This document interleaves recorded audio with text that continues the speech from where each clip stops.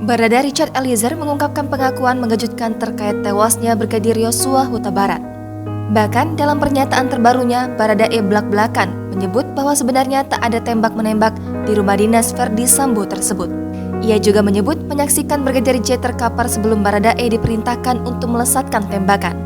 Pernyataan Baradae tersebut disampaikan oleh kuasa hukum Baradae, Muhammad Burhanuddin.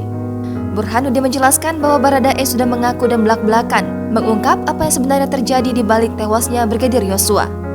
Baradae juga menuturkan ada beberapa hal bohong yang ia pernah sampaikan dan kini akhirnya diungkap fakta sebenarnya.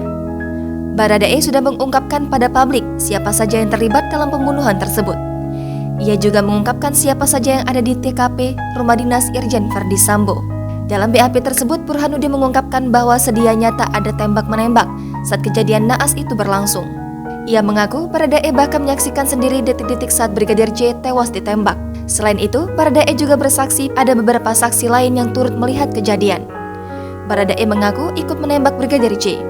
Namun penembakan itu dilakukannya atas perintah dari orang lain yang ada di TKP.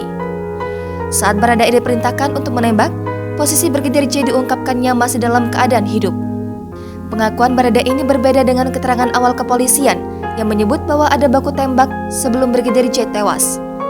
Baku tembak itu dipicu karena tindak pelecehan dan pengancaman yang disebut telah dilakukan Brigadir J pada istri Irjen Verdi Sambo. Namun, dugaan itu terbantahkan seiring proses penyelidikan yang dilakukan kepolisian. Baradae telah ditetapkan menjadi tersangka.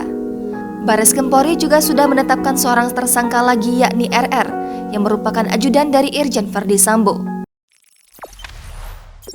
Jangan lupa subscribe, share, komen, dan like ya!